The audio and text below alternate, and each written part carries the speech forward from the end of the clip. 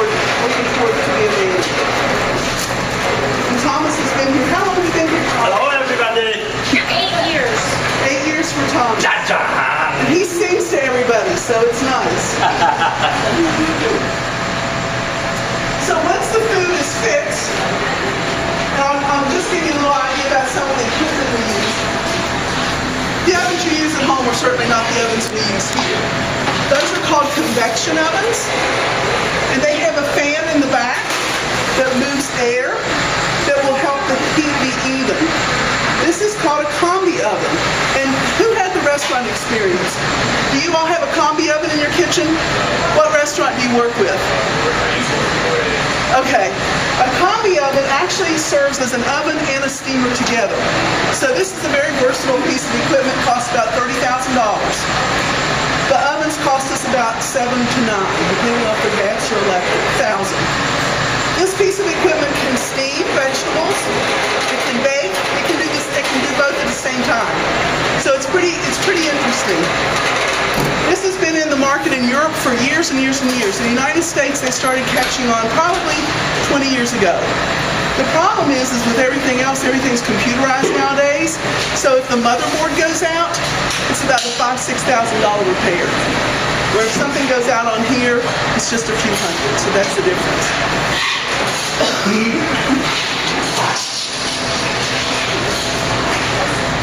This is a steamer. And it does one of the functions that machine does, this also does. This steams vegetables. It can steam spaghetti sauce or, those kind of things if we're just trying to warm things up. Come on up. So all of our schools have a steamer. This is a kettle, steam jacketed kettle, and you turn it on, and the steam has actually got two pieces of metal, so the steam actually comes up into the middle. And this is obviously for things like soups and sauces and large batch stuff. This is a 40-gallon kettle. And this is what we call a tilt skillet. And it can do things like saute or fry or any of those things. One of the things that you're going to see in most restaurants, or in many restaurants, that we don't have in our schools is a deep fat fryer. None of our schools have deep fat fryers. And that's for the nutritional components. It's been more than 10 years, but several years ago, most schools started going away from frying French fries. And to be honest with you, I've done it for a long time, so we started baking fries. They're okay, but the gold standard in fries is frankly one of our Golden Arches restaurants down the street. They really do have it down to a science. And if you're baking fries, you're not getting the same quality because you're not getting that crispness on the outside and that nice little fluffy inside, right? So we make all of our potatoes here are fresh. So tomorrow we're going to cut 30 or 40 pounds of sweet potatoes. We're going to bake those with cinnamon and sugar. We make our own ranch fries, which is white potatoes, and our own Tex-Mex potatoes, which are all fresh made, hand cut here in the kitchens. Okay? What you're standing up against is what we call a pass-through. So you're going to put something in on this side, and then they're going to be able to get it out on that side. So our sun butter and jelly sandwiches we make here every day for you all, for those who don't like something else. On our chef salads, we make our own croutons here. The chef salad, the lettuce is bib lettuce that is locally grown in a hydroponic farm in Berkeley Springs, West Virginia. So do you know how hydroponic farms work? You studied a little bit? Well, actually, it's like closed in. So this product is consistent all year long because it's closed in and they don't have to worry about putting things in the ground. It's grown through water and their roots that way.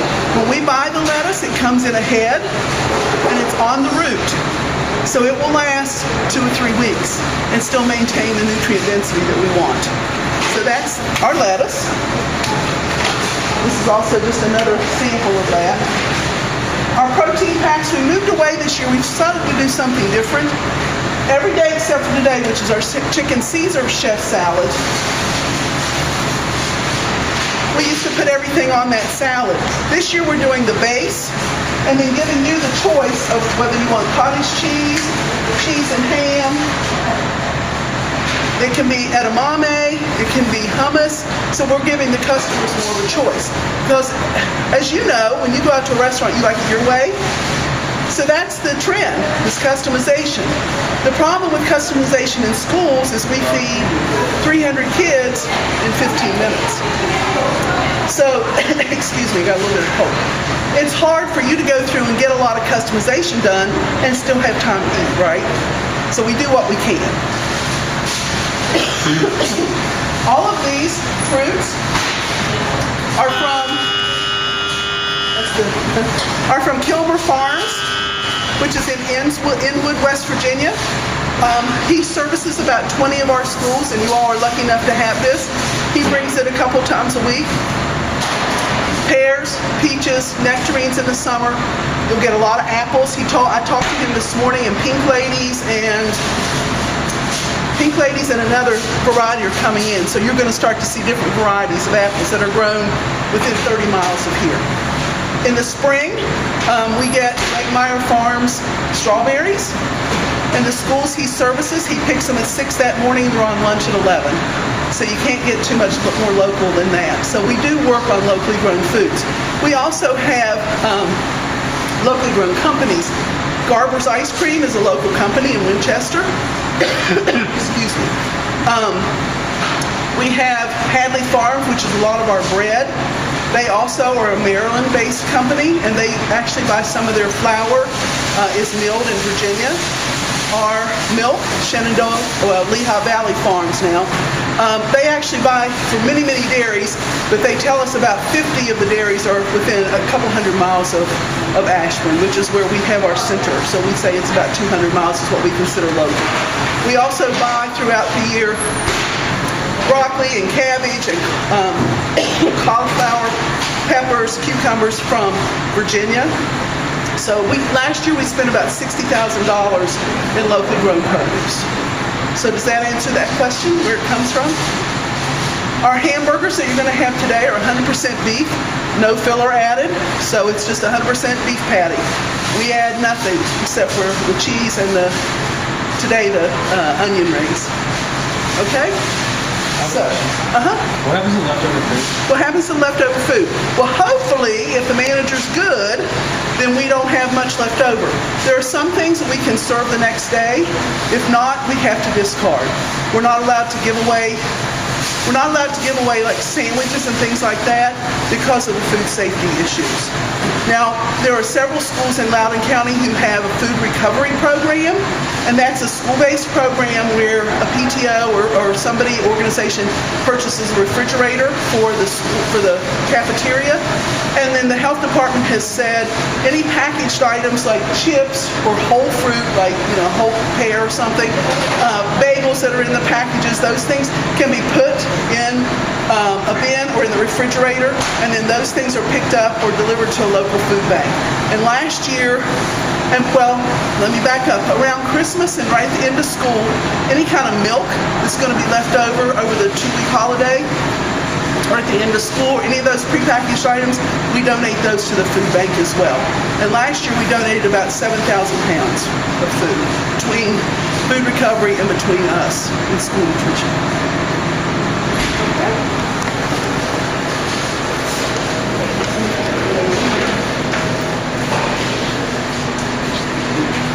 We make our own smoothies. This has been proven to be a real driver for participation for us, especially at breakfast. We have 3 flavors. We have peach mango, watermelon raspberry, and strawberry. Strawberry banana, which is, I can't remember. Anyway, we really played with this last year and got it down perfect. So it's got yogurt, milk, and the fruit that we use is a concentrate from V8. So it's their V8 peach mango that goes in here. Any questions about the food? All the snacks, I don't know if you've read up or not, but all the snacks that we sell have to meet Smart Snack regulations. The law says anything sold during the school day, and USDA defines that as midnight, till 30 minutes after the last bell must meet Smart Snack rules. What Smart Snack rules? In a high school, no more than 12 ounces beverages. We can't serve you the 20-ounce beverages. It can't have more than 200 calories. It can't have more than 35% by weight of sugar. It can't have more than 10% saturated fat. It can't have any trans fat, and it can't have more than 200 milligrams of sodium. So most of the things that you might consider healthy snacks in the grocery store would not meet those qualifications. All the things we do, yes. Do those qualifications count for the cafeteria? Like they don't count for the No, vending they machines? count for everything in the school. And we constantly are reminding our principals that the vending machines should not be on during the day unless everything in those vending machines meet Smart Snack. 30 minutes after the bell, the law says you can have whatever you want. And the reason that law was passed, and it's part of the Healthy Hunger Free Kids Act of 2010, was so that we're sending consistent messages out through the building. So yes, everybody likes a 20-ounce soda, everybody likes a 20-ounce Gatorade or whatever. But then if we can't sell that to you and you're thinking, well, why, that's supposed to be healthy and I'm getting this, it's kind of a little bit of a disconnect. So our goal is to try to make sure that everything is on the same. And frankly, when my kids were growing up, I didn't want them to eat a soda and a bag of chips for breakfast. And we see that a lot. We see that a lot. So we don't want you to do that. That's not going to get you through your morning. Breakfast is the fuel that gets you through. So you need something with some protein, with carbohydrate, and a little bit of fat to get you through those mornings. We've got several schools, well, not several, a few schools that are doing breakfast after the bell. When we actually take a cart down the hall and let kids come in between like the travel time and buy a breakfast if they want. We're doing that over Freedom. The breakfast concept isn't going so well, so we're going to let it go a little while longer and then see if we maybe just need to put drinks or something out like that, like water or, you know, our juices and things like that for them to go for travel time. Okay? Anything else? That's fine.